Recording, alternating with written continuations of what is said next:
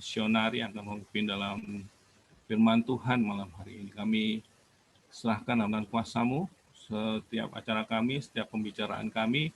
Biarlah nama Tuhan dipermuliakan. Di dalam nama Tuhan Yesus, kami berdoa, kami bersyukur. Amin. Mari kita bersama naikkan pujian ini, hanya dekat kasih-Mu Tuhan. Jiwaku tenang.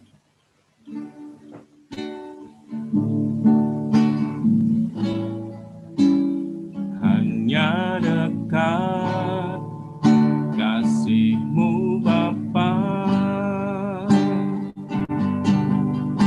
jiwaku pun tenang. Engkau menerimaku,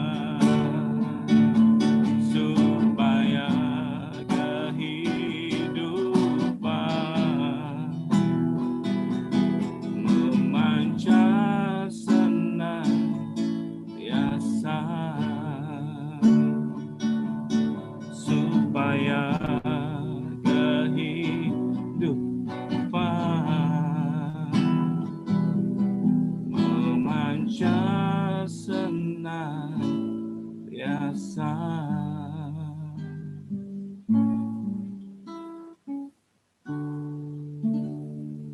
Kiranya hidup kita memancar menjadi berkat bagi banyak teman-teman kita.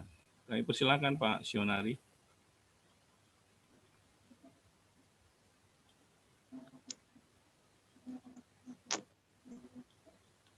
Silakan Pak. Oke. Apakah Rika sudah mendapatkan materi? Sudah, Pak. Oke, ayo kita berdoa dulu sebelum kita memulai.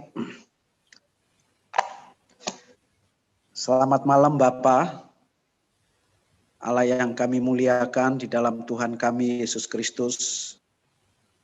Pada malam hari ini kami bersyukur kepadamu atas segala kebaikan dan kasih setiamu yang sudah Engkau curahkan, yang sudah Engkau nyatakan dalam kehidupan kami masing-masing pribadi. Kami bisa hadir kembali di acara Bible Talk bukan karena kekuatan kami semata, tetapi karena kasih karunia Tuhan, karena penyertaan Tuhan, dan karena pertolongan-Mu. Kiranya Engkau berbicara secara khusus. Katakan Tuhan, isi hatimu.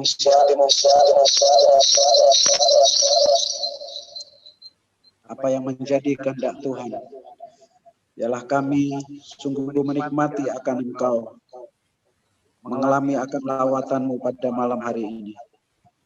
Kami tolak segala intervensi dari kuasa kegelapan, roh jahat yang mencoba untuk mengganggu acara Bible Talk malam hari ini. Dan biarlah kami menikmati akan Engkau. Pakai hamba-Mu Tuhan. Beri urang.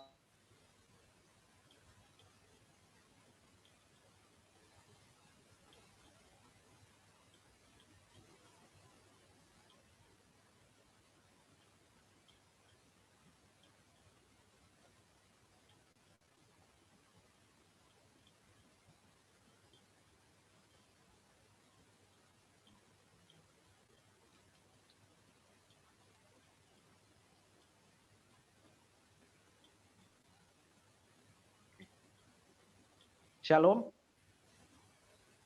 Shalom. Oh ya, sepertinya sinyal tidak begitu bagus ya malam hari ini ya. Apa ada kendala di tempat Pak Edwin atau? Di sini lancar Pak. Oh lancar. Oh ya, mungkin karena faktor di Demak hujan. Di Demak hujan. Ya, mungkin. Jadi karena faktor itu jadi kadang-kadang hilang, muncul lagi seperti itu. Baik, kita akan berbicara tentang satu tema yang diberikan kepada saya, yaitu doa pengampunan atau pemulihan. Silakan di-share, Rika. Ya, kita doa pengampunan atau doa pemulihan di dalam Markus pasal 11 ayat yang ke-23 sampai dengan ayat yang ke-25. Saya akan membaca. Aku berkata kepadamu, sesungguhnya barang siapa berkata kepada gunung ini, beranjaklah dan tercampaklah ke dalam laut.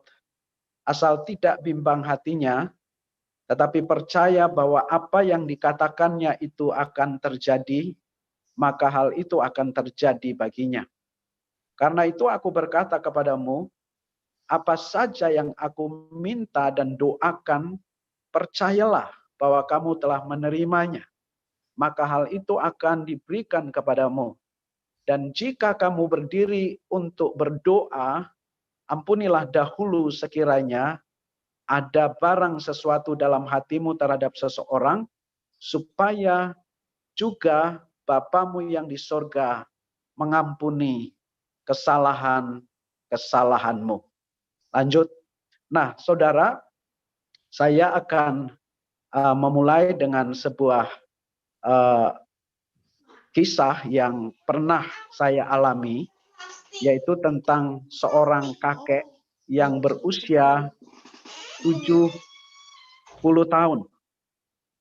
Seorang kakek yang berusia 70 tahun, dia masuk di rumah sakit Elizabeth Semarang, kritis selama kurang lebih 3 bulan.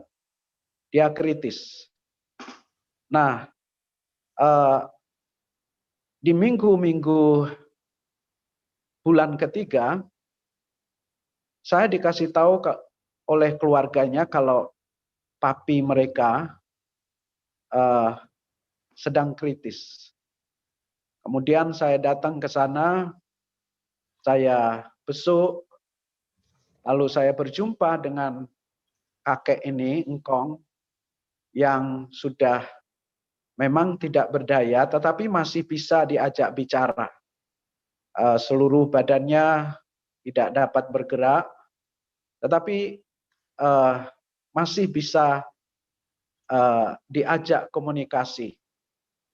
Nah, waktu itu saya berkata kepada kakek ini, kakek, Engkong, nanti kalau sembuh ke gereja ya karena saya tahu Engkong ini tidak ke gereja. Nah, ketika saya menyebut nama gereja, tiba-tiba wajahnya merah, mulutnya bergetar, matanya merah. Saya melihat ada kemarahan yang luar biasa. Marah. Dan dia berkata, saya tidak sudi ke gereja. Dengan keras dan dengan tegas, dia mengucapkan perkataan itu. Saya agak kaget sekali. Lalu saya bertanya, ada apa?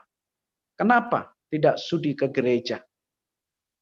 Dia berkata, hampir 30 tahun saya tidak pernah menginjak gereja. Dulu saya aktivis gereja. Saya rajin ke gereja. Tetapi saya sakit hati karena orang-orang gereja.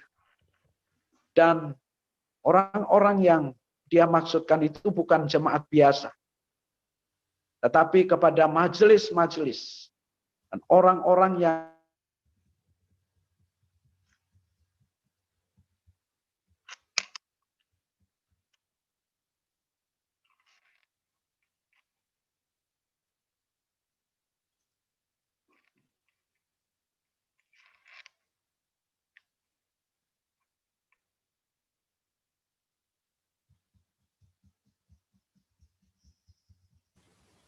Sinyal hilang lagi ya.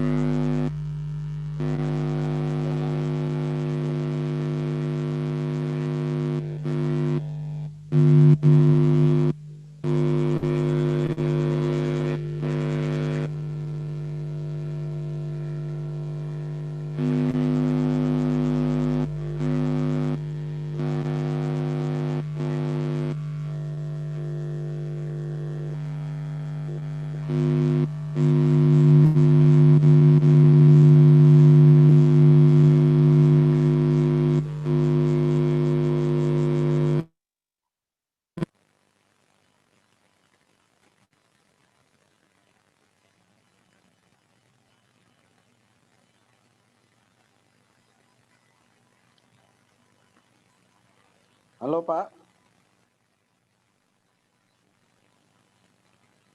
Ya, Halo. sekarang dengar. Oh ya, baik. Wah, ini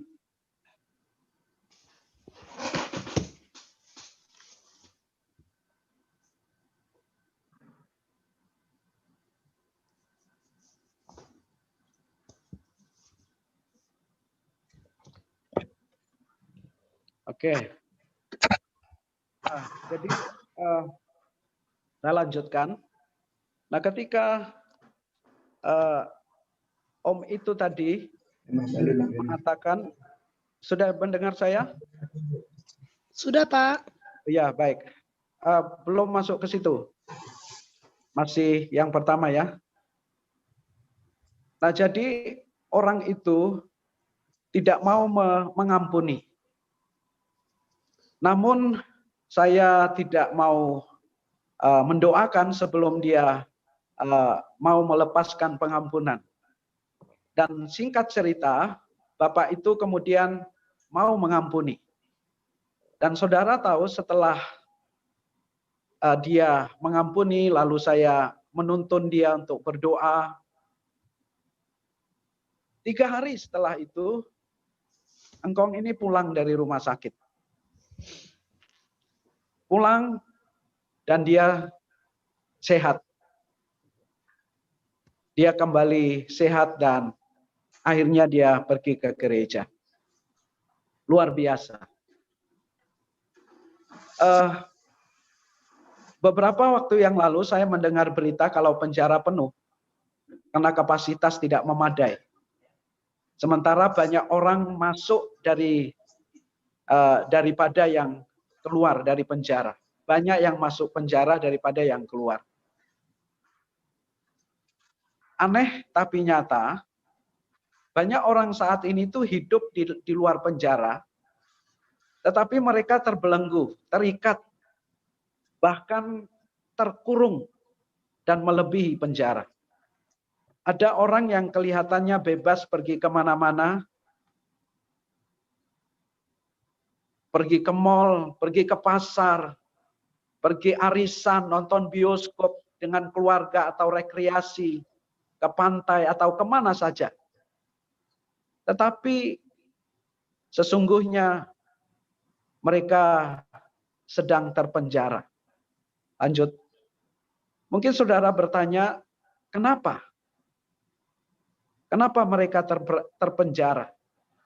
Mereka terbelenggu, terikat, bahkan melebihi kehidupan di penjara.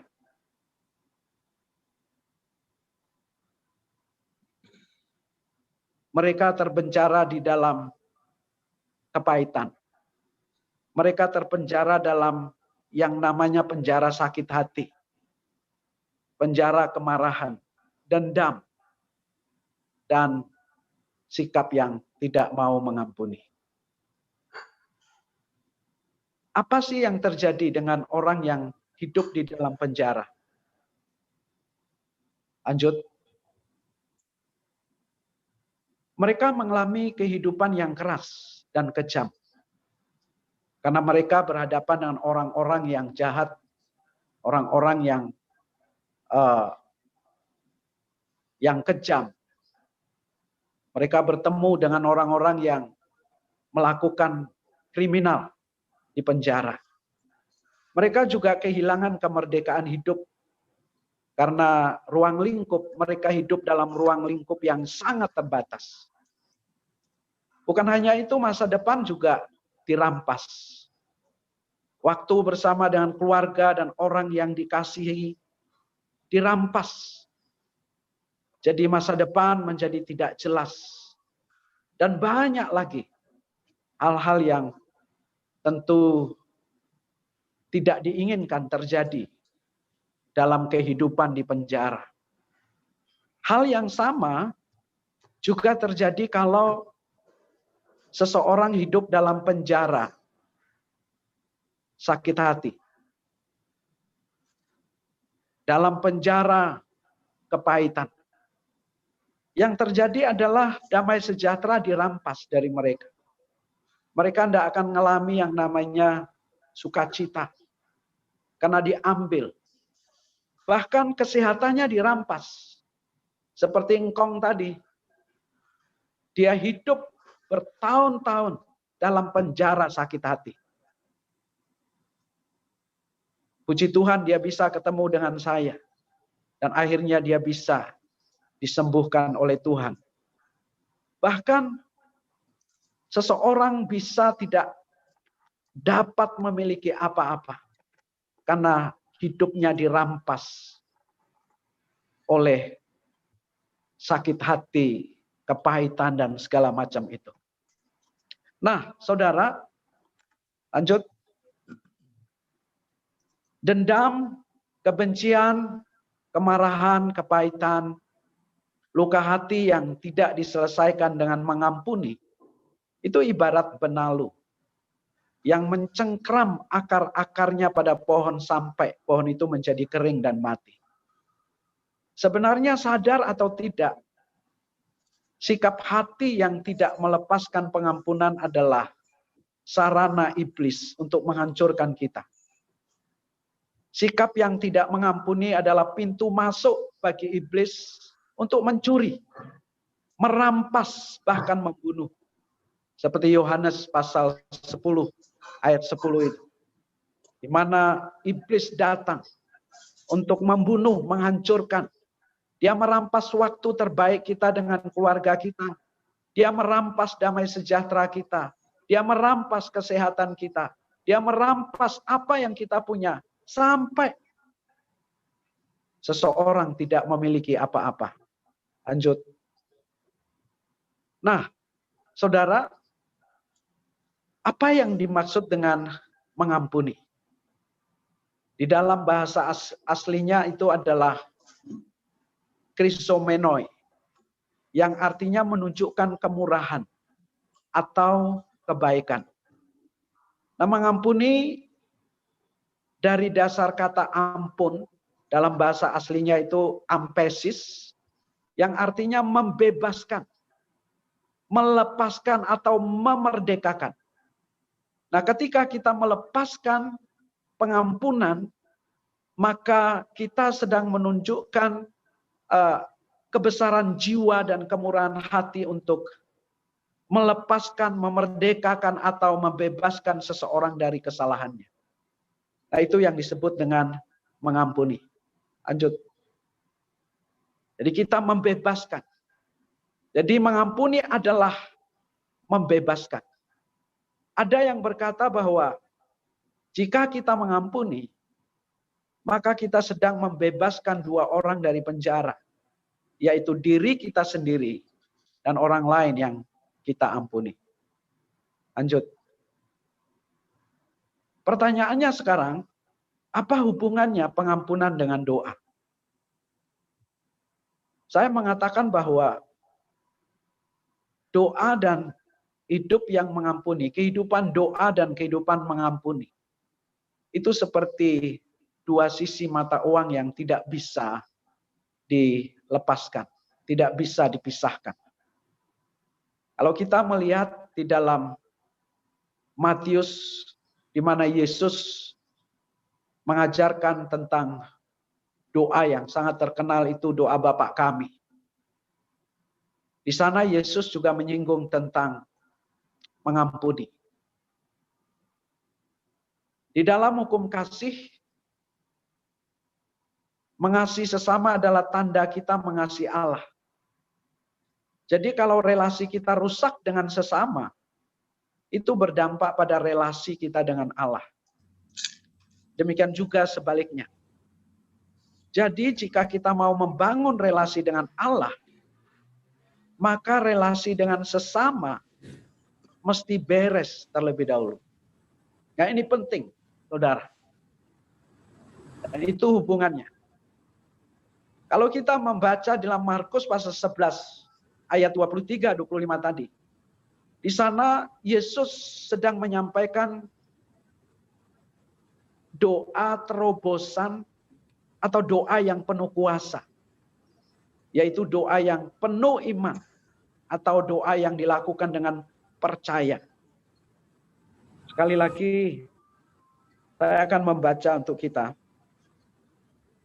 Di situ dikatakan, aku berkata kepadamu, sesungguhnya barang siapa berkata kepada gunung ini, beranjaklah dan tercampaklah ke dalam laut, asal tidak bimbang hatinya, tetapi percaya bahwa apa yang dikatakannya itu akan terjadi, maka hal itu akan terjadi.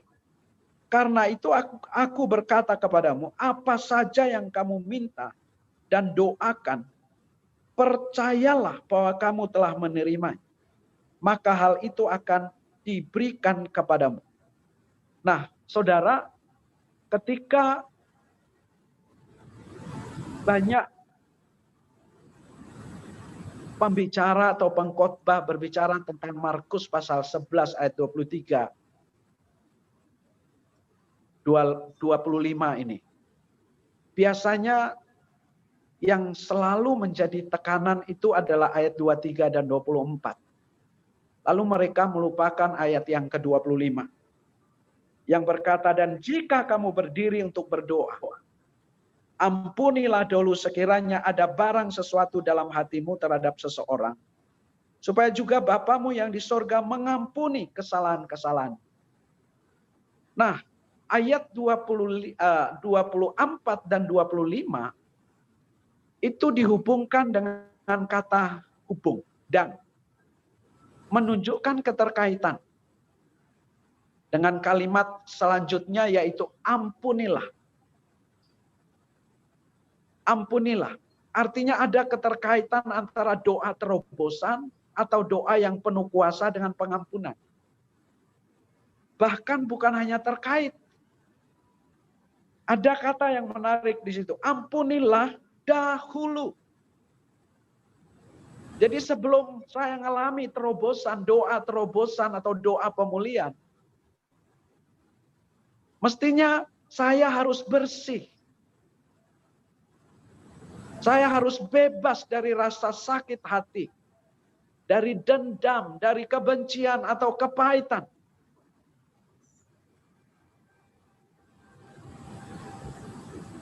Kalaupun saya menyimpan sakit hati, kebencian, kedendaman, atau saya tidak mau mengampuni, saya harus melepaskannya.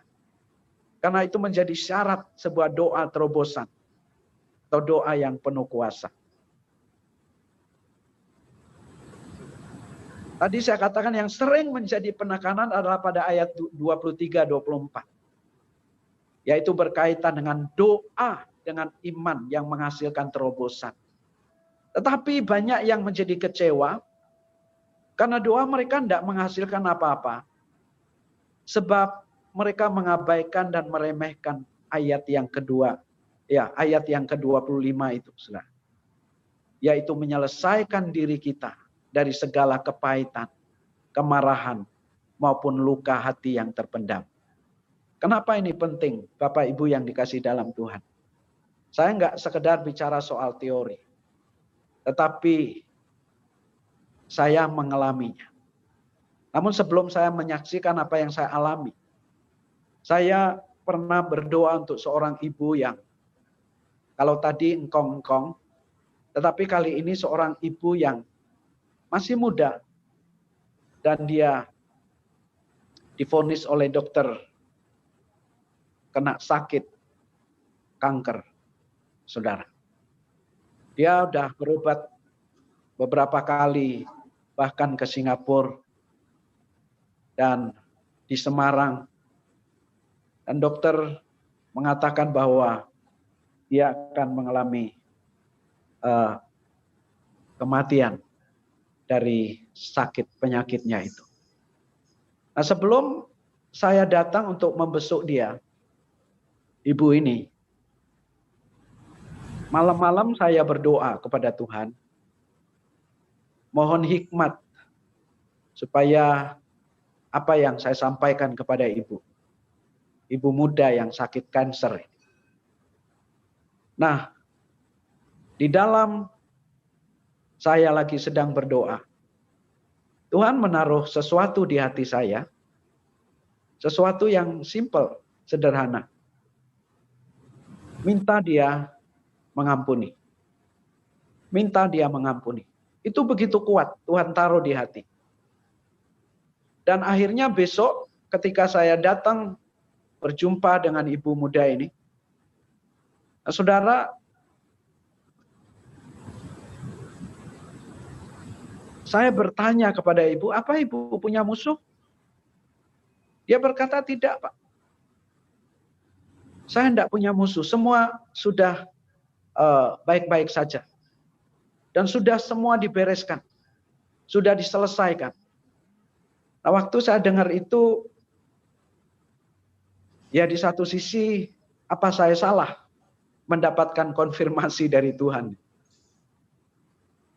Apa Tuhan salah ngomong atau saya salah dengar begitu, Saudara? Tetapi saya bilang sama ibu ini, tadi malam saya dapat konfirmasi dari hati saya. Kalau Tuhan minta ibu untuk mengampuni. Kalau sudah selesai semua ya puji Tuhan. Itu artinya no problem, nggak ada masalah dengan ibu. Nah saudara, sebelum saya pulang saya minta saya mendoakan ibu ini. Dan kemudian saya minta Roh Kudus untuk mengingatkan jika ada sesuatu yang ibu ini lupakan.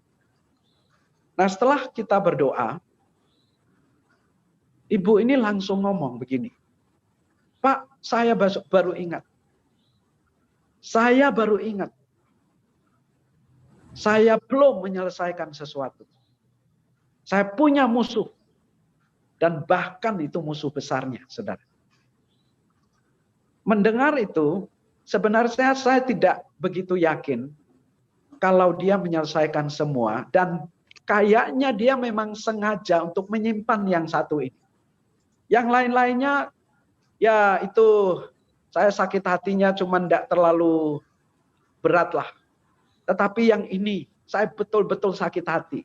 Itulah yang membuat dia mundur, maju mundur untuk mengampuni. Karena itu musuh besarnya, tidak mungkin dia lupa. Dan dia memang sengaja untuk tidak melepaskan pengampunan khusus untuk orang satu ini. Tapi karena saya datang dan Tuhan meminta dia mengampuni. Dan setelah berdoa dia berkata, aku baru ingat. Dan saudara, saya berkata, kamu harus mengampuni. Kalau kamu mau mengalami pemulihan dari Tuhan, lepaskan pengampunan. Dan saudara, dia berjanji kepada saya, Pak Pendeta, saya janji, saya akan mengampuni dia. Karena dia tidak punya, ibu ini tidak punya nomor telepon atau nomor kontaknya.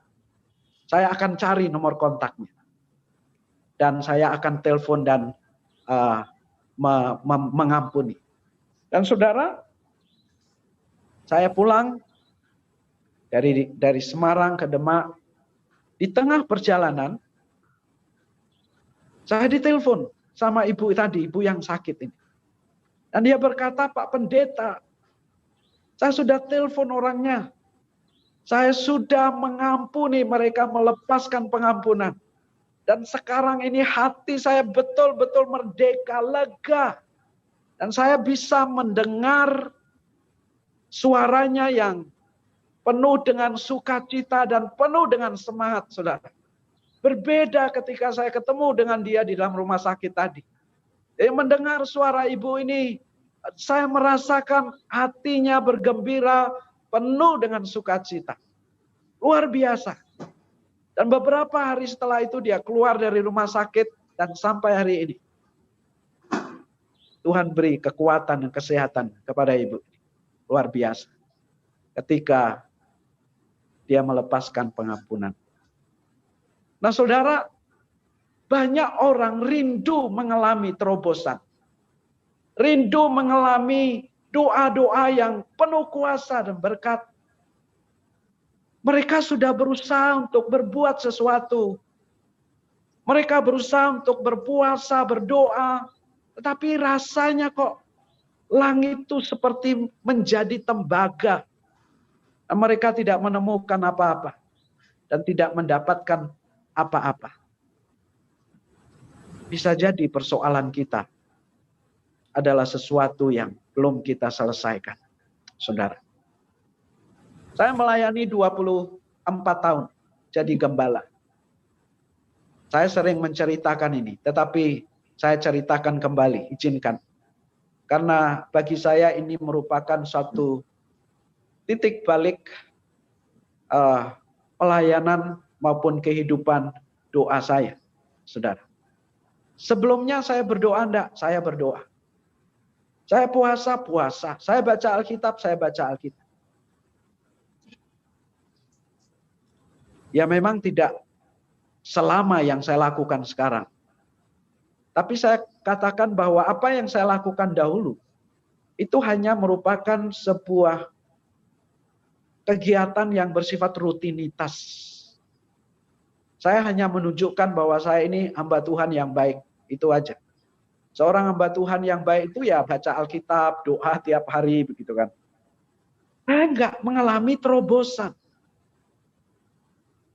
Dan makin hari saya merasa tekanan yang luar biasa. Tekanan spiritual yang luar biasa. Sampai-sampai saya rindu pengen keluar saja dari pelayanan. Ya karena bagi saya kok berat sekali rasanya, saudara. Mulai tahun 2015, tepatnya bulan Agustus, saya mulai kembali mengambil satu komitmen untuk berdoa lebih serius. Sebelumnya ya doa serius, tetapi kali ini lebih serius, saudara. Nah beberapa bulan di dalam saya berdoa itu Agustus, September, Oktober, November, Desember. Jadi selama 4 bulan sebelum masuk tahun 2016. Semakin sering saya berdoa, semakin jelas suara di dalam hati saya, kamu harus selesai dengan majelis. Saya berkata, hubungan saya dengan mereka baik-baik saja Tuhan. Tetapi semakin saya berdoa, semakin hati saya berkata, kamu mesti selesai dengan mereka. Selesaikan urusanmu dengan mereka. Sekali lagi saya mengeraskan hati saya berkata, saya tidak ada apa-apa dengan mereka. Kalaupun saya berbeda dengan mereka, itu hal yang wajar. Kalau saya kecewa, oh itu hal yang wajar. Kalau saya merasa terintimidasi, oh itu hal yang wajar. Tetapi semakin kesininya, suara itu semakin kuat. Kamu tidak bisa maksimal. Kamu nggak akan mengalami terobosan. Kamu mesti selesai dengan dirimu, selesai dengan masalah, dengan majelis. Nah saudara, saya menutupi apa sebenarnya yang terjadi di hati saya, yang tersimpan di dalam hati saya. Dengan logika-logika yang nalar, ya, dengan pikiran-pikiran saya, dengan nalar-nalar saya. Oh saya baik-baik saja, saya tidak bermusuhan. Tetapi kalau saya mau jujur, saudara, ini waktu itu ya, sekarang sudah enggak, sudah selesai. Kalau saya mau jujur, saudara, sebenarnya saya mengalami kepahitan. Nah, itulah yang disebut dengan kepahitan. Bagaimana saya bisa mengatakan saya mengalami kepahitan atau menyimpan luka hati? Saya kalau pergi ke pendeta yang lain, yang saya ceritakan ya cuman majelis saya. Wah, mereka arogan. Wah, mereka mereka tidak memperhatikan hamba Tuhan. Mereka kejam. Mereka keras. Terlepas itu benar atau tidak, saya terganggu dengan apa yang saya lakukan. Jadi kalau ketemu hamba Tuhan yang lain, mesti saya ceritakan tentang apa yang saya alami di sini. Bagaimana saya diperlakukan. Jadi saya sharing kepada mereka sambil menjelekkan mereka, majelis. Saya sharing kepada teman-teman hamba Tuhan, menjelekkan majelis. Dan waktu itu saya menganggap itu sesuatu yang normal-normal saja. saudara. Akhirnya saya betul-betul tidak tahan. Bulan Januari, tanggal 1 Januari 2016, dalam rapat perdana, rapat anggaran, saya ngomong kepada ketua majelis. Sebelum rapat nih, saya ngomong kepada ketua majelis, kalau bisa saya mau bicara sebentar. Ketua majelis bilang, silakan Pak. Nah, waktu kita rapat, Pak Ketua memberi saya kesempatan untuk berbicara. Nah, saudara, di situ saya melepaskan semua unek-unek di hati saya. Mengampuni itu bukan melupakan. Mengampuni itu harus kita menyampaikan isi hati kita dengan sejujurnya. Saya bilang kepada majelis, selama ini saya marah dengan kalian. Saya mengalami kepahitan dengan kalian. Saya terluka dengan kalian. Karena saya merasa kebijakan kalian sangat menyulitkan saya. Ketika saya mau gereja maju, kalian nganggap itu sesuatu yang tidak mungkin. Ya, macam-macam. Dan oleh karena itu, hari ini, saya mengampuni dan melepaskan pengampunan. Saya memaafkan, terlepas saya salah atau benar. Saya memaafkan Bapak Ibu sekalian. Saudara, tidak berhenti di situ. Saya sudah mempersiapkan bioskom yang ada air. Saya sediakan air. Dan saya bilang, izinkan saya untuk membasuh kaki kalian. Dan ternyata mereka mau. Dan saya basuh kaki mereka, satu demi satu. Kami berpelukan. Dan saya menangis, mereka ikut menangis. Suasana haru, sukacita. Lalu saya berlutut di depan mereka. Dan mereka mengelilingi saya dan saya minta untuk didoakan. Supaya Tuhan pakai saya. Hari itu menjadi titik balik. Perjalanan hidup saya, kehidupan doa saya, dan bahkan pelayanan. Hari itu adalah awal di mana saya mengalami banyak sekali terobosan. Bukan hanya kepada majelis. Saya memaafkan mereka atau mengampuni mereka. Tetapi saya menelpon beberapa orang yang menurut saya sakit hati dengan mereka. Dan mungkin juga mereka sakit hati dengan saya. Ada yang di luar kota. Dan ada yang di dalam kota. Jemaat sendiri. Saya telepon. Saya minta maaf. Dan mereka kaget dengan apa yang saya lakukan. Nah, mulai hari itu terjadi pembalikan keadaan.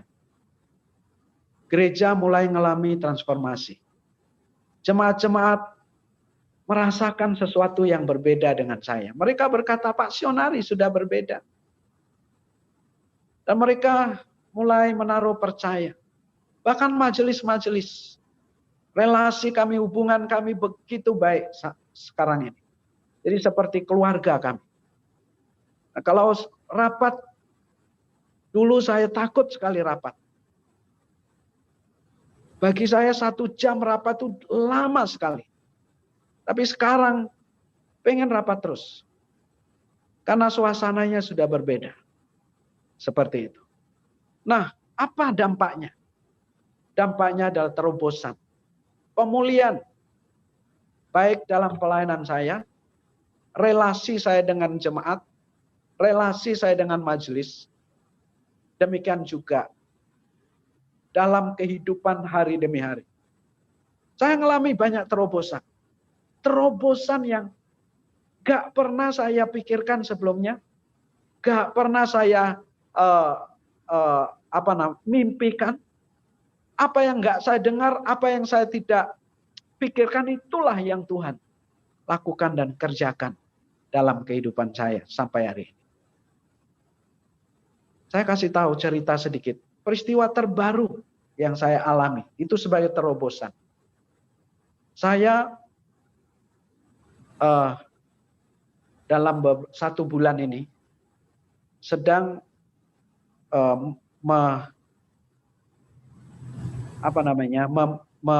menyelesaikan sebuah ruangan di sekolah yang kami bangun untuk ruangan kantor saya. Ruangan kantor. Jadi kalau ruangan kantor itu kan saya butuh banyak hal. Saya butuh mejanya, saya butuh sofanya, saya butuh kursinya, saya butuh macam-macam seperti itu. Dan saya berdoa kepada Tuhan. Tuhan, saya mau ruangan ini tempat persekutuan saya dengan Engkau. Saya mau ruangan ini menjadi ruangan yang kudus. Ruangan di mana aku menerima inspirasi dari Engkau, di mana aku mendapat visi dari Engkau, di mana aku mengucapkan doa-doa untuk Kota Demak, untuk Indonesia, untuk jemaat saya. Tapi Tuhan, saya pengen ruangan ini diisi. Saya butuh kursi, saya butuh meja, saya butuh sofa, saya butuh AC, saya butuh karpet, saya butuh korden. Saya butuh semuanya, Tuhan. Saya nggak mau ruangan di mana aku berjumpa dengan Engkau menjadi ruangan yang kumuh. Tapi saya ingin ruangan ini menjadi ruangan yang indah. Ya cuman seperti itu, sudah. Nah masalahnya, saya tidak punya dana untuk membeli itu semua. Tapi saya percaya Tuhan sediakan. Nah hari ini, ada seorang ibu bersama anaknya. Ketemu saya. Mereka mau ketemu saya. Dan mereka bilang, Pak, Bapak mau butuh apa? Saya tidak minta, saudara. Saya kasih tahu, saya lagi butuh perabot kantor. Oh ya Pak, Bapak cari aja. Nanti kalau udah ini, kasih tahu saya. Saudara, itu Tuhan kita. Itu Bapa kita. Mungkin saudara belum mengalami hal-hal yang seperti ini. Terobosan, saya menyebut yang kayak begini ini terobosan. Meskipun itu bukan tujuan kita. Itu adalah bagian dari hidup yang dipulihkan. Relasi yang dipulihkan dengan Tuhan. Maka terobosan itu akan terjadi. Terus masih ada lanjutan materi. Nah, saudara. Mungkin saya berkata, Pak Pendeta, mengampuni rasanya sulit sekali. Saya mau kasih tahu Bapak Ibu, mengampuni bukan masalah saya bisa atau tidak. Mengampuni itu bukan soal susah atau gampang. Mengampuni itu masalah pilihan. Mengampuni itu masalah pilihan. Ada banyak hal yang tidak dapat kita pilih. Warna kulit kita tidak dapat memilih. Bagaimana mata kita bulat atau sipit, kita tidak bisa memilih. Warna rambut kita hitam atau kuning, kita tidak bisa pilih. Keriting atau lurus, kita tidak bisa pilih. Siapa orang tuamu, kita tidak bisa pilih. Tetapi kita dapat memilih karakter kita. Kita dapat memilih untuk mengampuni. Mungkin saudara, Hari-hari ini engkau mungkin berdoa, tapi engkau merasa kehidupan doamu kering. Kehidupan doamu hampa. Kau merasa kehidupan doamu seperti padang gurun. Engkau sudah mencoba untuk berbuat sesuatu. Tetapi langit rasanya seperti keras seperti tembaga. Kau tidak ngelami terobosan. Kau tidak ngelami sesuatu yang dahsyat dalam hidup. Coba kita evaluasi diri kita secara jujur. Jika ada kepahitan, luka yang tersimpan, ampuni, lepaskan. Lepaskan pengampunan. Dan terima terobosan yang dahsyat dari Tuhan. Kiranya Tuhan Yesus memberkati saudara. Amin. Baik Bapak Ibu, mungkin ada yang mau sharing, boleh.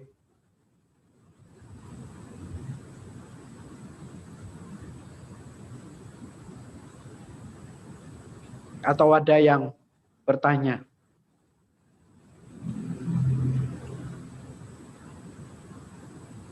Atau ada yang mau nanggapin. Silakan.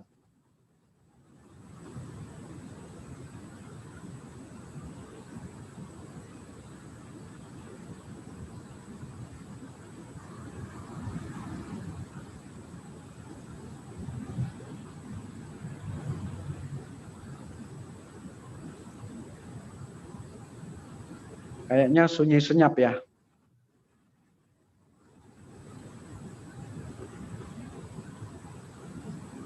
Silakan Bapak Ibu yang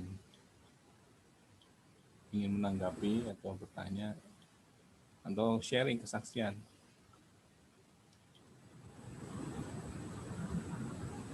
Ya, saya tanya, Pak. Ini tanya.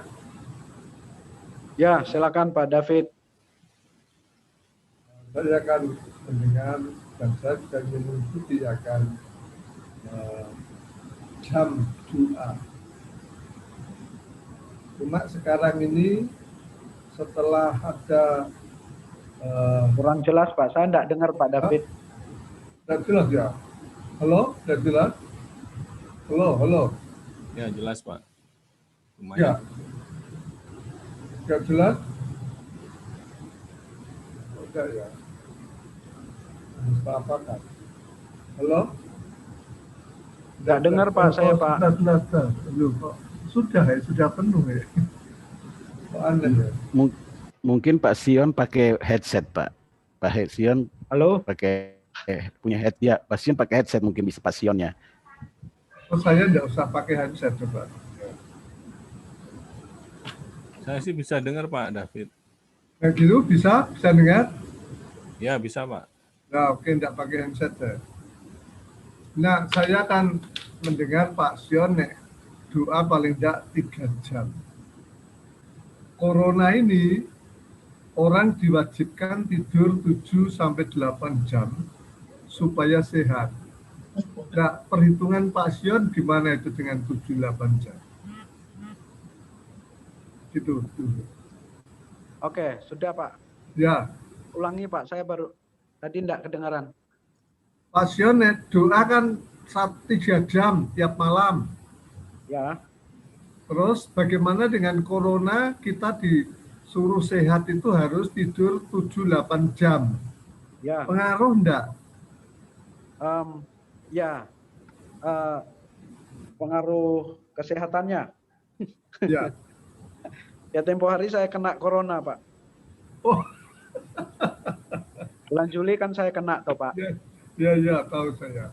Ya, saya kena corona. Dokter bilang imun saya lemah. Jadi imun ketahanan tubuh saya itu kurang. Nah, mungkin itu karena faktor kurang tidur. Ya, itu ya. Kurang tidur. Nah, setelah saya sakit, pola doa saya ubah, Pak. Piye? Jadi saya doanya siang hari sekarang. Oh, gitu ya. Nah, malam saya cuman penyembahan saja. Jadi saya tidak pakai 3 jam dalam durasi secara kronologi. Malam saya penyembahan. Nah, besoknya saya doa dan baca Alkitab. Balik ya. Ya, jadi malam ini, setelah ini nanti saya penyembahan, Pak. Ya. Nah, besok saya baca Alkitab dan doa. Biasanya saya udah di kantor yang baru, saya bebas, Pak, di sana. Ya. Karena yang dilakukan Pak John kan tak ikuti. Oh ya. Nah, tapi tak ikuti terus saya menjadi prihatin dengan durasi corona itu yang harus diimbangi dengan tidur itu. Ya, tidak harus ngikutin saya, Pak. Tapi ini, Pak, sekarang saya sehat banget, Pak. Saya naik 5 kilo. Waduh, iya ketok gemuk memang. Berat badan saya naik 5 kilo. Jadi ada berkahnya. Ya, itu belum diceritakan. Itu mestinya Pak Sion ceritakan yang lain juga gitu loh. Oh ya, banyak Pak ceritanya. Nanti kalau ketemu saya keceritain sama Pak David ya. Ya, makasih. Ya, puji Tuhan. Terima kasih Pak David. Mungkin ada yang lain? Malam hari ini sinyalnya agak tidak bersahabat ya. Saya besar. Ya, Pak Sion. Ya. Ya, saya mau tanya. Pak ini. Daryono. Oh iya, Pak Daryono. Bagaimana Pak Dar? Ya, saya mau tanya. Itu terkait dengan pengampunan tadi. Ya. Bahwa kita sudah mengampuni ya. Sudah lepas, sudah tulus. Tidak ada masalah lagi. Tapi yang bersangkutan ini kelihatannya masih mendendam, masih marah, masih jengkel ke kita yang sudah mengampuni. Kami sendiri tidak menganggap lagi itu ada masalah. Masalah sudah selesai. Sudah mengampuni. Ya, tetapi yang bersangkutan misalkan kalau dia tidak mau menerima, lantas apa sikap kita, Pak? Oh ya. Baik, terima kasih Pak Dar. Selesainya dalam artian apa dianggap saja atau Bapak sudah ngomong ke orang itu, saya memaafkan Bapak, atau di telepon atau di WA atau bagaimana Pak? Apakah Pak sudah lakukan itu? Sudah lakukan itu. Oh ya. Artinya sudah ketemu orangnya, berbicara, mengampuni dan minta ampun. Ya. Saya pun juga ada salah begitu. Tapi yang bersangkutan kelihatannya acuh saja gitu. Oke. Berarti urusan Bapak dengan orang itu sudah selesai Pak sebenarnya. Sudah selesai. Sehingga orang itu berurusannya dengan Tuhan sekarang Pak. Pak Dar yang mengucap saya senang Bapak melakukan itu. Gentle itu Pak. Karena banyak orang selama ini menganggap gitu Pak. Mereka tidak buat apa-apa tetapi menganggap tidak ada. Itu belum selesai Pak. Banyak yang melakukan yang seperti itu. Aku tidak apa-apa. Saya tidak dendam. Sebenarnya nonsen Pak itu. Selama dia tidak mengucapkan atau menyampaikan permohonan maaf atau ya mengampuni, belum selesai Pak. Saya dulu seperti itu. Jadi menurut saya tidak ada apa-apa dengan majelis gitu. Tapi di hati saya Pak, ada banyak persoalan. Ya itu tergantung kejujuran sebenarnya. Kejujuran kita dengan diri kita. Ya. Itu Pak Dar. Bapak. Ya. Jadi urusannya dengan Tuhan ya. Ya. Pak udah melakukan bagian Bapak. Ya. Oke, terima kasih Pak Sion. Ya. Terima kasih. Yang lain.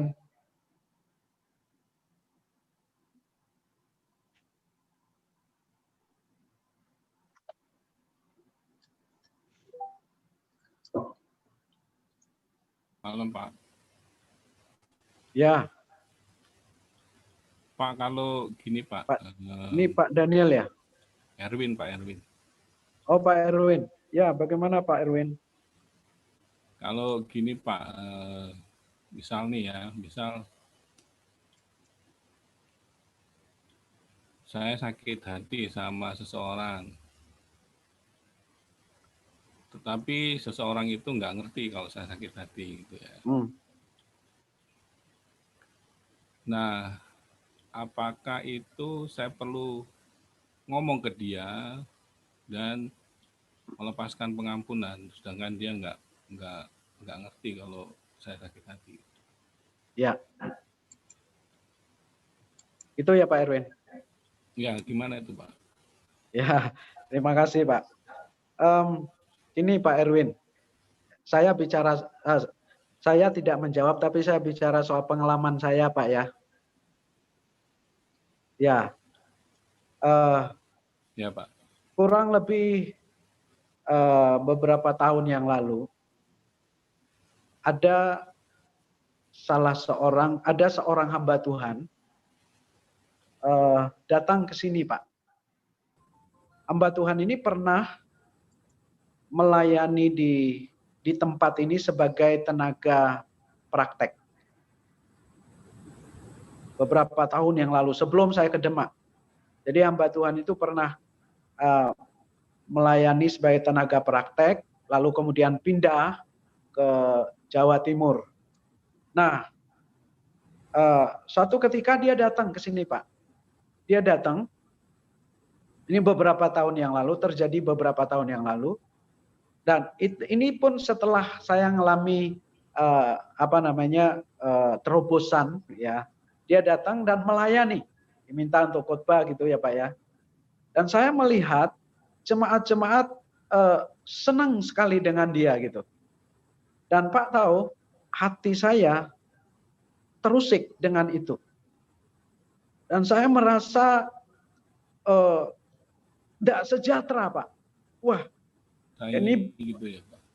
Bagaimana? Ya, saya merasa tidak sejahtera dan saya iri hati gitu. Ya, saya bilang ini iri hati, tetapi ini tidak baik. Saya datang ke orang itu Pak.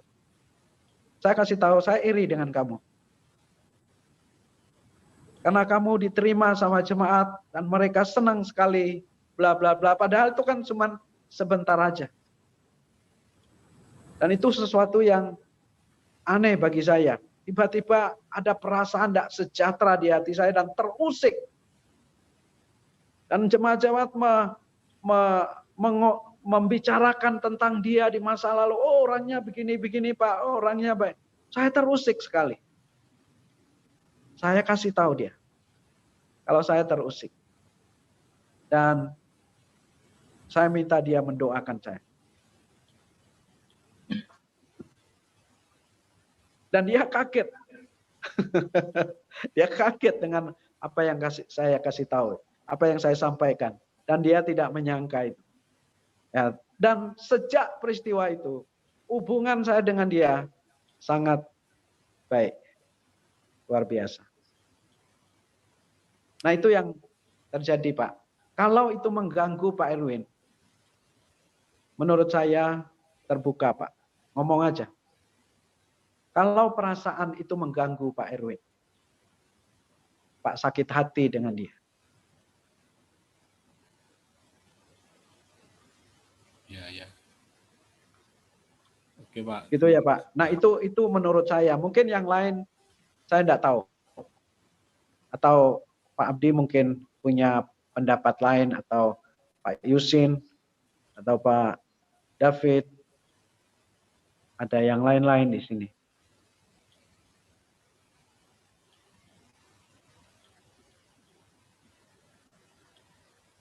Atau mungkin nggak Pak, kalau kita lupa bahwa kita pernah sakit hati sama dia. Untuk kita pernah ada kepahitan sama dia, mungkin nggak kita lupa dengan sendirinya. Kalau itu sampai pada tahap kepahitan Pak, kayaknya enggak lupa Pak. Menurut saya itu sesuatu yang sulit untuk dilupakan.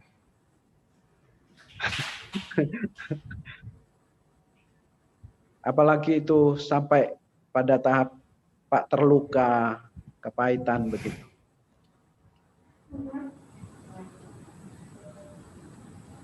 Iya, memang tidak mudah untuk menjadi rendah Pak Haji. hati. Terima kasih Pak Haji. Iya, jadi selamat malam Pak Pendeta. Ya, bagaimana Pak Demas? Iya, ini saya lagi menunggu saudara saya pulang. Ini sudah diizinkan pulang ke Indonesia. Jadi saya berbahagia bisa bersama-sama dengan Pak Pendeta malam ini. Ini suaranya tidak dengar ya? Halo? Dengar, Pak. Oke. Ya, jadi sinyal tempatnya Pak Sion agak memang bermasalah sebab beberapa hari terakhir ini suaranya hilang Pak juga Demas. begitu. Iya, memang kondisi Demak dan Jepara akhir-akhir ini agak bermasalah sinyalnya. Sehingga semoga ini bisa didengar ya Pak Sion. Ini Pak Sion bisa dengar ya? Ini Pak Haji di mana toh? Saya di rumah Pak. Bang Sri. Iya, di Bang Sri. Saya dengar jelas kok. Iya. Untuk melepaskan kepahitan itu memang perlu perjuangan. Jadi kadang tipikal setiap orang juga berbeda karakter.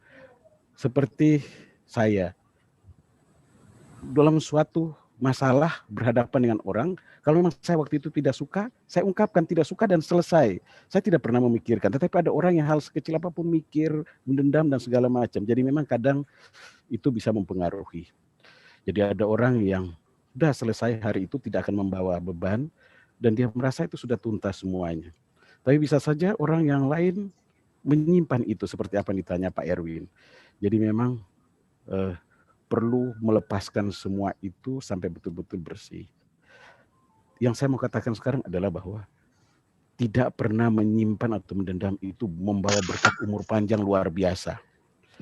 Bapak saya sebagai contoh, saya memberitahu bahwa dia meninggal di usia 101 tahun.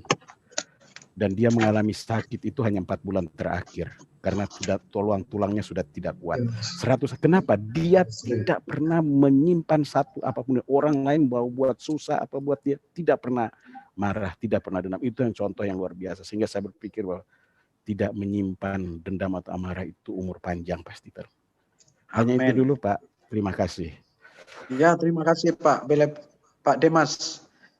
Saya setuju Pak. Ya Pak.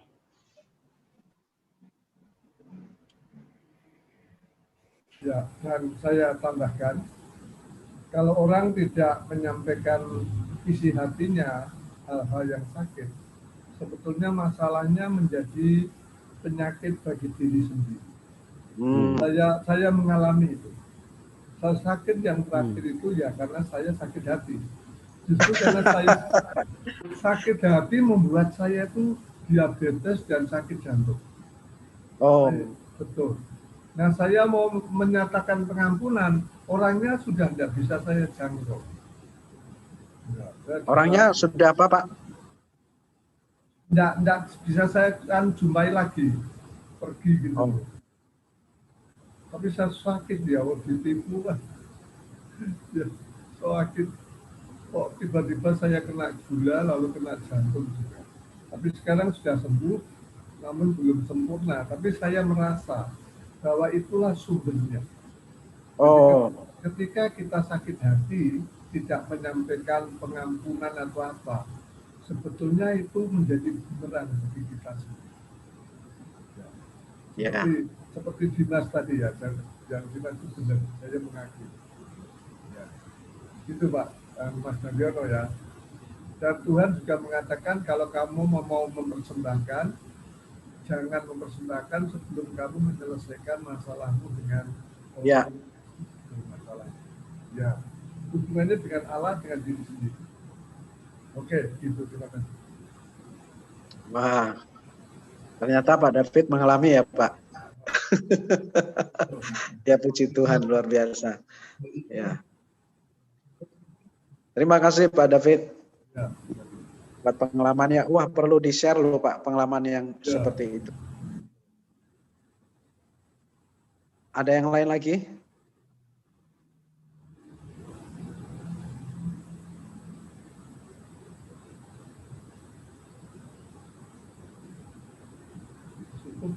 Malam Pak Sionari. Ya Pak, ini David ya. Ya, ini David Muhbimin Pak. Saya sekedar untuk bersaksi aja Pak.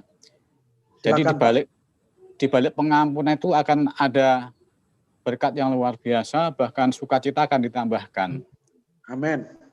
Itu pengalaman saya ketika saya pernah bekerja di proyek. Saya menjadi korban salah satu teman begitu. Jadi saya nggak tahu permasalahannya, tiba-tiba ada yang ngamuk, saya ditonjok waktu itu. Saya dipukul. Nah, dari segi teman-teman bilang, udah David, kamu langsung visum saja. Saya konsultasi sama dokter, kemudian saya punya teman dokter, suruh visum. Kemudian saya juga konsultasi sama polisi, kebetulan saya juga kenal dengan orang polisi. Oke, nah kalau begitu saya akan lakukan itu, karena saya memang tidak salah sama sekali waktu itu. Nah ketika kami sudah siap pokoknya untuk lapor ke polisi, nah, kami konsultasi sama seorang hamba Tuhan. Hamba Tuhan itu bilang begini, David, memang ini kamu akan menang, kalau kau jalur hukum kamu akan menang. Tetapi jangan lupa nanti ketika kamu menang, lawannya si B itu nanti masuk penjara, kira-kira kamu sejahtera apa enggak? Nah, saya dikasih nasihat seperti itu, Pak. Jadi kemudian dari segi teman-teman saya yang di luar itu mereka pada nunggu karena saya lagi ada negosiasi seperti itu. Nah, jadi saya punya teman-teman, bahkan saudara saya sendiri itu bilang, udah pokoknya bilang balas, nanti saya habisin orang itu. Nah, seperti itu, saudara.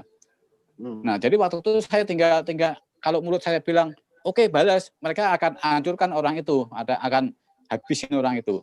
Tapi di situ saya bergumul, saya sendirian. Nah, saya bergumul bahwa apa yang aku lakukan gitu. Nah, saya teringat bahwa di balik saya sering mendengar kesaksian bahwa kalau kita mengampuni itu akan ada berkat tersendiri. Gitu. Sukacita itu akan ada. Nah, waktu itu saya belum mengampuni, Pak. Saya masih panas. Jadi masih emosi, masih panas. Nah, lalu oke dah kalau begitu. Untuk sementara waktu saya akan bertenang menyendiri dulu, Pak. Akhirnya saya diamkan begitu sampai beberapa hari. Saya berpikir kalau ini saya lanjutkan, ya betul bahwa pasti saya akan menang, saya akan merasa sukacita begitu karena terbalaskan begitu. Nah, tetapi di pihak lain pasti ada yang masuk sel dan seterusnya. Nah, lalu saya putuskan bahwa ya sudah deh, saya lupakan saja. Nah, beberapa bulan kemudian, karena saya bekerja di proyek, pasti akan ketemu orang itu lagi, Pak. Nah, suatu saat ketemunya nggak di proyek, tapi ketemunya di jalan. Sama-sama naik sepeda motor, dia melihat saya melihat dia, berhenti. Kita berhenti sama-sama, Pak. Nah, begitu di pinggir jalan, di area Grogol di situ, saya samperin, sama-sama nyamperin begitu. Saya bilang, Pak, sorry ya kemarin ya. Kemudian, oh saya yang salah. Dia bilang begitu. Akhirnya kami rangkulan itu. Saya berangkul, kita sama-sama ya. Akhirnya kita terjadi dialog yang tidak direncanakan. Nah, habis itu justru hati saya semakin sukacita.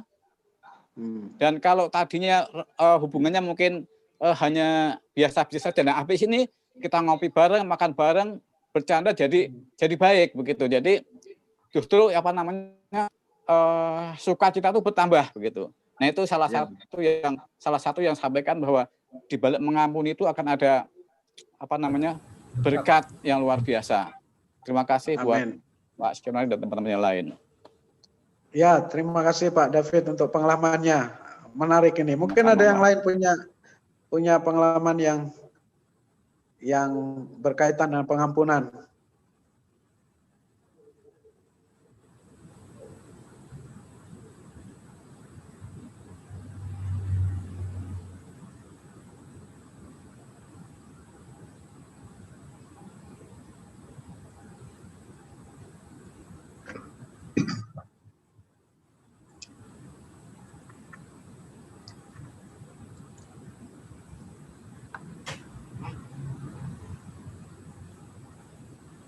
Ya, saya mau sharing Pak Sion. Silakan Pak. Ya, jadi di dalam kitab Matius pasal 18 itu tentang pengampunan, Petrus bertanya, apakah mengampuni 7 kali? Ya. Maka kemudian Tuhan Yesus kasih perumpamaan. Orang yang utang 10.000 talenta dibebaskan, tapi ketika ada orang utangnya 100 dinar, yang orang yang pertama tadi tidak mau membebaskan. Maka kemudian orang yang utang 10.000 talenta itu dimasukkan dalam penjara. Itu menggambarkan bahwa orang yang tidak mau mengampuni itulah yang masuk penjara. Ya. Ya. Dan perumpamaan itu bagus sekali karena 10.000 talenta dibandingkan dengan 100 dinar itu sama dengan 10.000 kali 6 juta. 10.000 kali 60.000 dibanding 100. 10.000 kali 60.000 sama dengan 600 juta. Jadi maksud saya bahwa perbandingannya itu sama dengan seperti satu atau 2 mobil mewah dibandingkan dengan 10 tusuk sate. Kesalahan orang sama kita itu 10 tusuk sate. Tapi kita sangat memperhatikannya. Ya. Salah kita sama Tuhan itu sangat besar, diampuni Tuhan. Tapi kita take it for granted. Ya. Jadi ya perumpamaan itu ingin mengajarkan kepada kita bahwa kesalahan orang itu meskipun dianggap besar oleh kita adalah kecil dibandingkan dengan kesalahan kita di hadapan Tuhan. Ya. Jadi sepatutnya kita layak untuk kita mengampuni. Wah, ya luar biasa Pak Abdi. Nah memang beberapa waktu yang lalu saya merenungkan cerita ini Pak. Tetapi ya bukan cuman apa yang tadi Pak Abdi sampaikan yang menjadi concern saya, tetapi juga pertanyaan yang menggelitik saya adalah kenapa Petrus bertanya seperti itu? Berapa kali aku harus mengampuni saudara yang bersalah kepadaku? 7 kalikah? Dan Yesus berkata, bukan 7 kali, tetapi 7 kali 70, ya, melainkan 70 kali 7 kali. Ya, berbicara tentang ya tidak terbatas maksudnya. Nah, pertanyaannya kenapa Petrus bertanya? Nah, saya memahami ini sebagai natur kita manusia. Kita suka menghitung kesalahan orang kepada kita.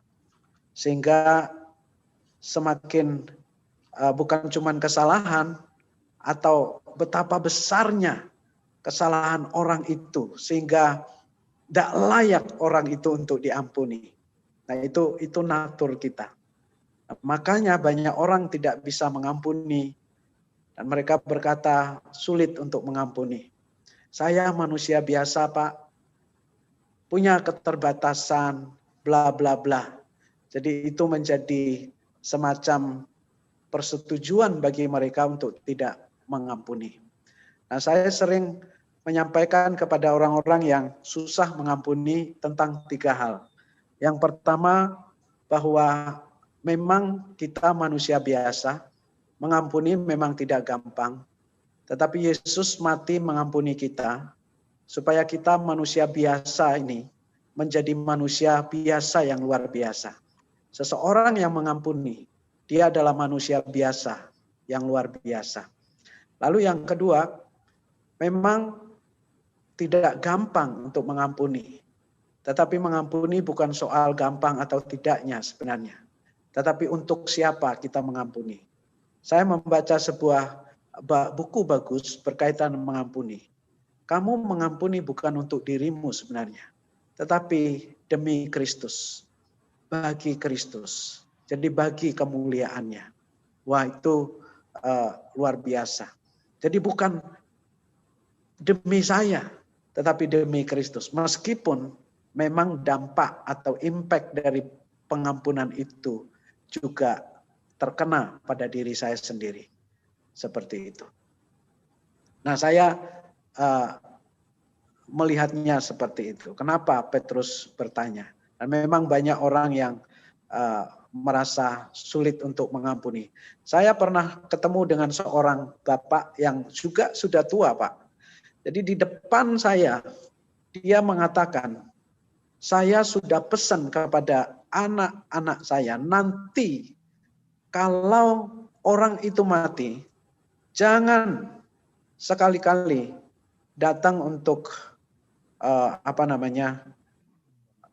untuk my song atau untuk untuk melayat begitu. Wah, itu keras sekali. Dan saya tidak tahu apakah orang itu mengampuni sampai hari ini. Tetapi saya melihat dia tidak mengalami kehidupan yang sukacita lah. Saya tidak melihat dia mengalami terobosan-terobosan dalam kehidupannya. Dan justru sebaliknya begitu. Karena dia begitu mengeraskan hatinya.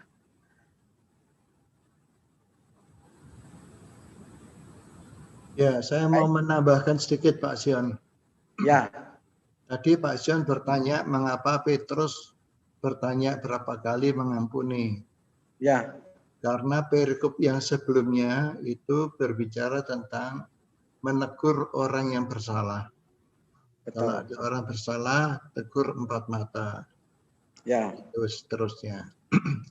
Jadi kalau orang itu yang ditegur kemudian minta maaf, ya berarti sudah selesai. Dalam konteks itulah maka Petrus, saya kira Petrus adalah bertanya sama Tuhan, Tuhan lalu berapa kali saya harus memaafkan orang itu? Ya, itu satu. Jadi latar belakangnya Petrus ingin mendapat kejelasan sama Tuhan berapa kali harus mengampuni. Tapi bisa jadi juga Petrus di sini kan biasanya orang yang suka suka nomor 1 begitu.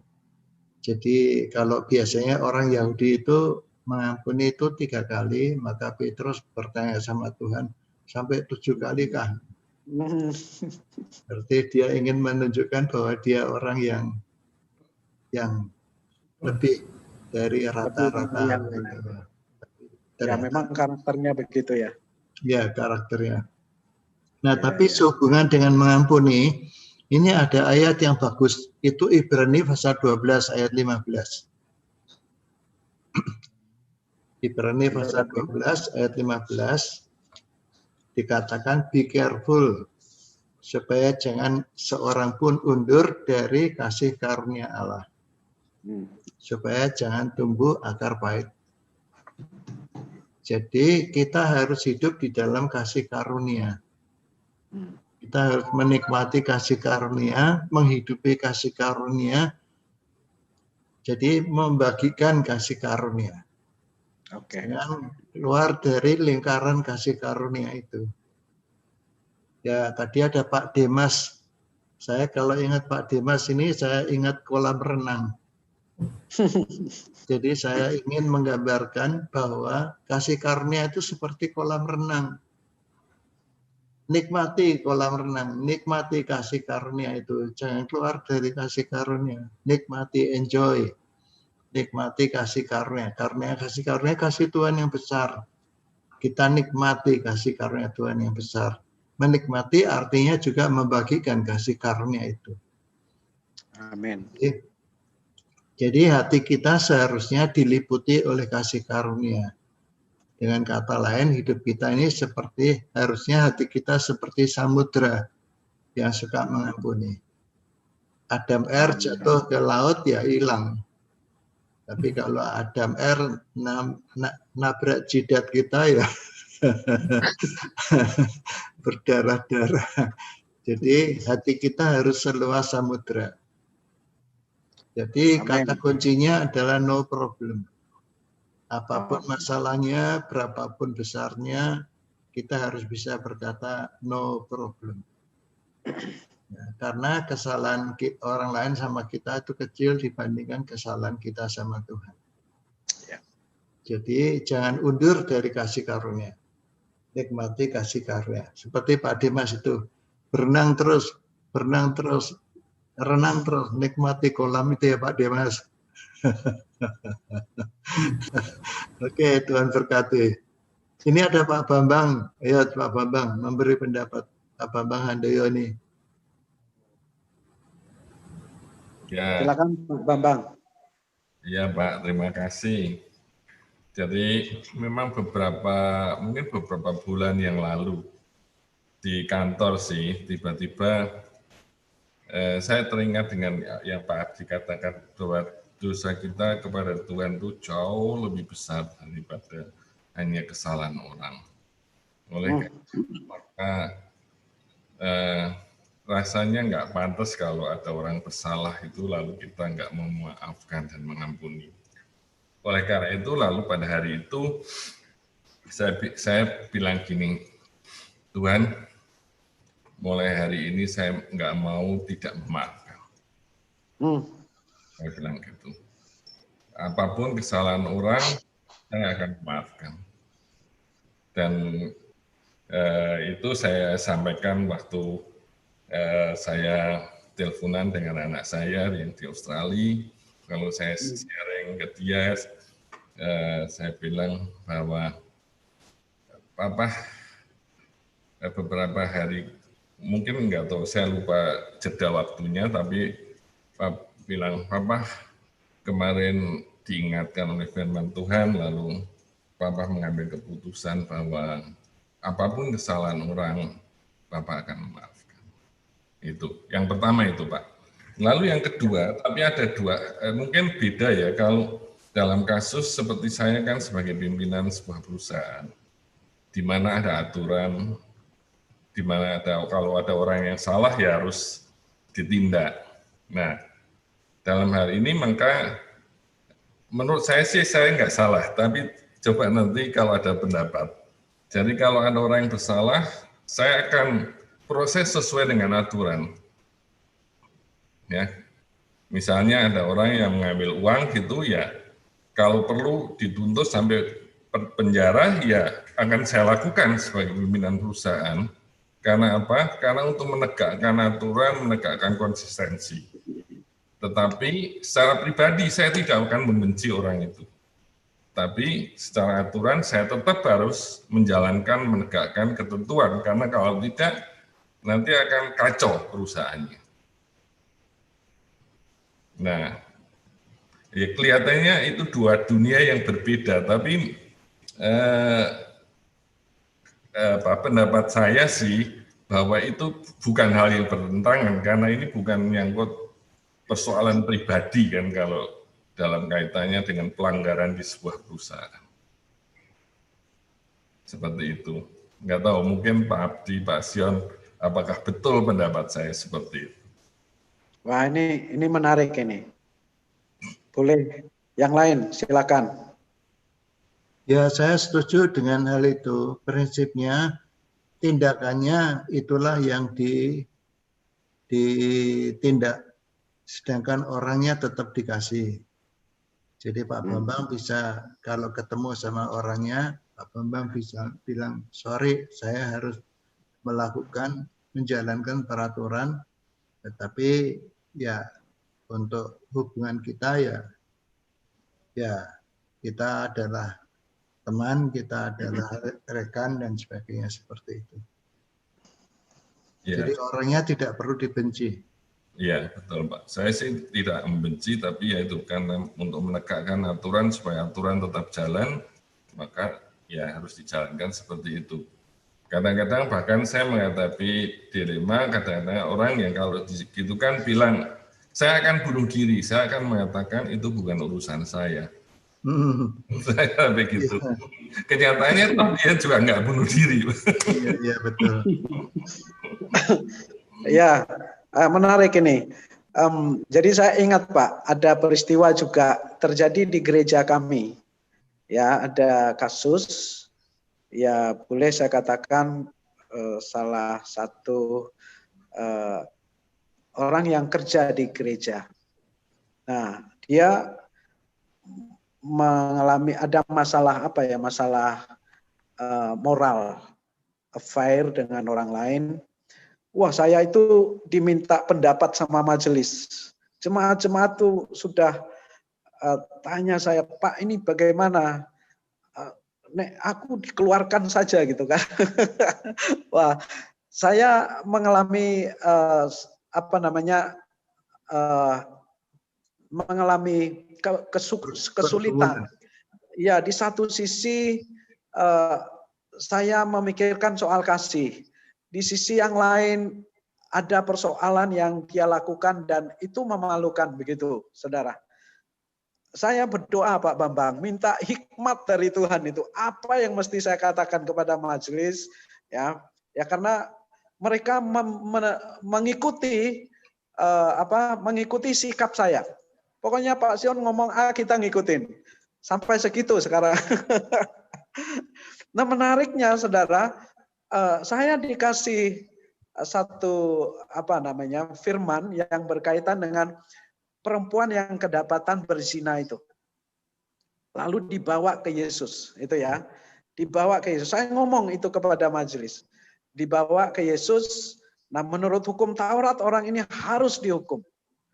Harus dihukum. Siapa yang tidak berdosa, biarlah orang itu melemparkan perempuan ini terlebih dahulu.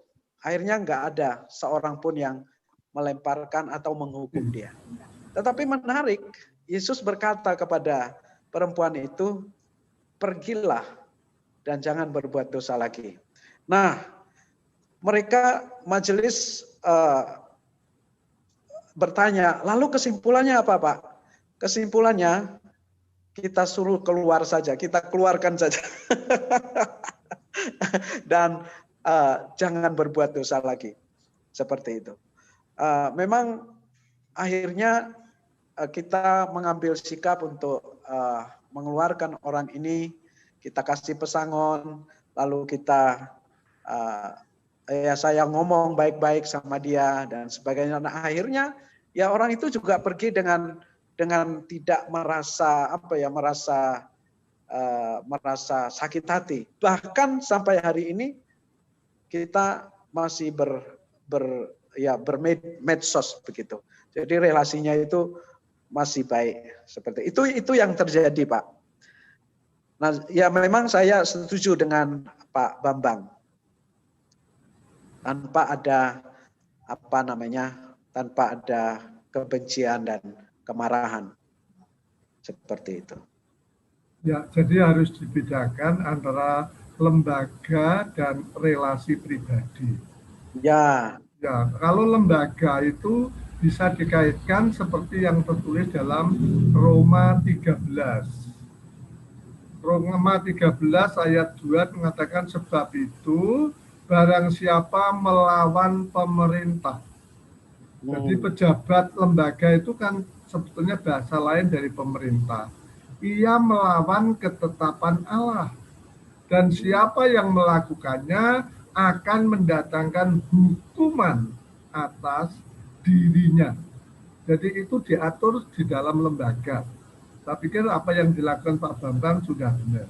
Secara relasi pribadi kita tidak benci, tetapi secara lembagawi ya memang risikonya mendapat hukuman seperti yang tadi disampaikan Pak Sion.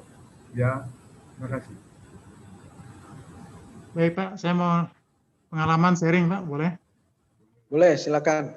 Ya, ini mirip dengan yang disampaikan Pak Bambang tadi.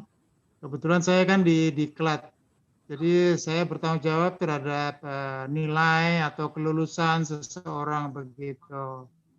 Nah, terkait dengan tanggung jawab saya tetap memberikan sanksi bagi mereka yang tidak berhasil dalam ujian misalkan begitu. Tetapi ada penguji lain atau teman lain itu dia berpikiran yang lain dari apa yang saya maksudkan. Ya, saya mirip seperti Pak Bambang tadi, salah ya salah, tapi nanti diselesaikan dengan kasih dan proses. Nah, yang bersangkutan waktu saya tegur, loh kok tidak diberikan masukan atau pengajaran atau diulang lagi remedi dan sebagainya. Dia malah mengeluarkan satu ayat dalam Alkitab yang mengatakan bahwa kasihilah sesama manusia. Jadi dengan dasar kalimat itu dipakai untuk meluluskan seseorang tanpa diuji. Jadi kompetensinya itu ya kalau menurut saya ini sangat-sangat diragukan, tapi boleh dilatih dulu dengan sabar, diulangi lagi remedi. Ya, saya tetap menerapkan itu kasih, tapi dengan proses gitu loh. Saya tetap orangnya seperti Pak Bambang juga, saya tegas juga Pak. Enggak ya enggak.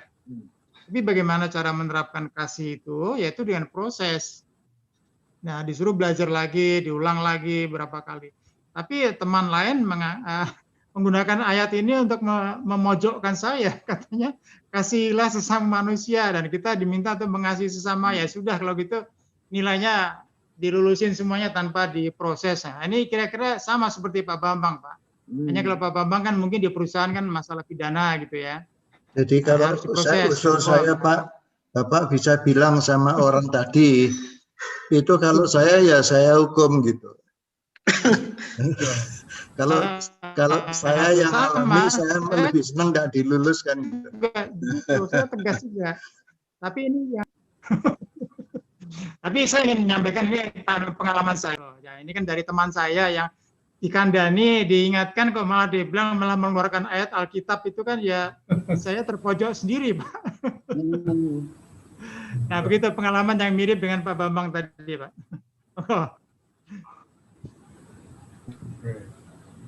Oke. Baik. Yang perempuan tidak ada yang bicara nih. Biasanya di rumah. Bicaranya di rumah. Oh, bicaranya di rumah. Saya kira itu Pak Erwin. Ya, ya Pak. Ya mungkin satu perempuan untuk penutup gitu. Doa. Yang wanita.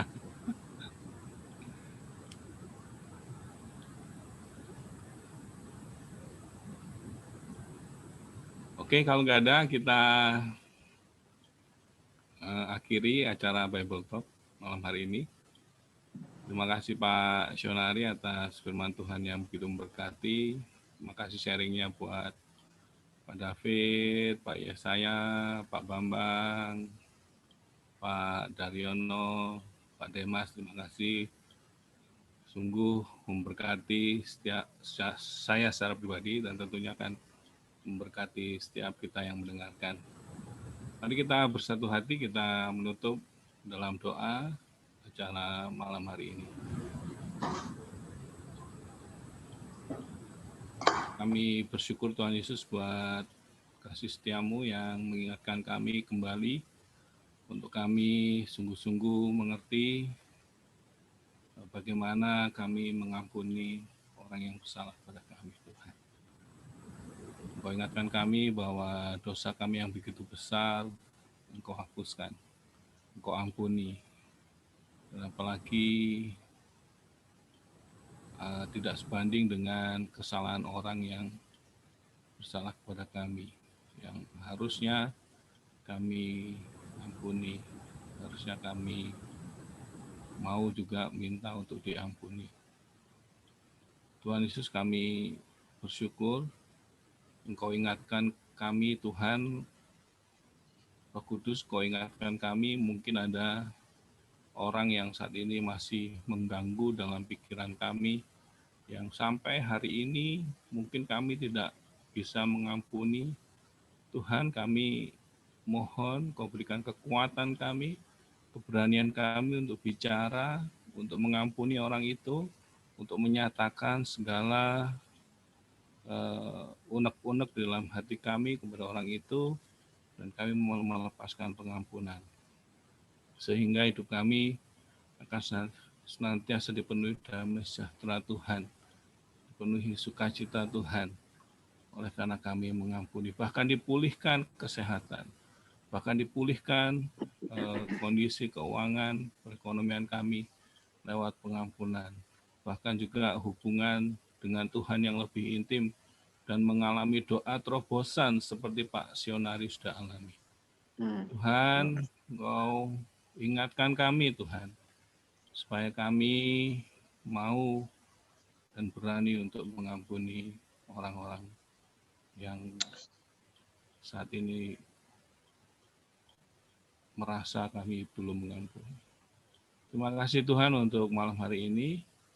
Setiap kami percaya Tuhan memelihara, meskipun di tengah situasi yang masih pandemi yang masih begitu masif, masih banyak orang yang positif corona per hari, bahkan lebih daripada 3.000 orang, itu masih tidak aman, tetapi kami percaya, kami berserah kepada Tuhan, bahwa Tuhan akan senantiasa memberikan kekuatan, menaikkan imun bagi kami, sehingga kami terhindar dari segala sakit penyakit.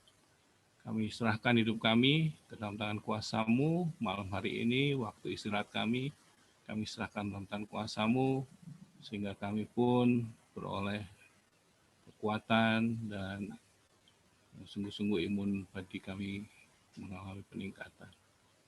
Terima kasih Tuhan untuk pelayanan kami semua, pelayanan Pak Sionari. Di dalam nama Tuhan Yesus kami berdoa, kami bersyukur. Amin. Amin. Terima kasih semuanya. Selamat malam. Terima kasih. Selamat malam. Malam Pak David.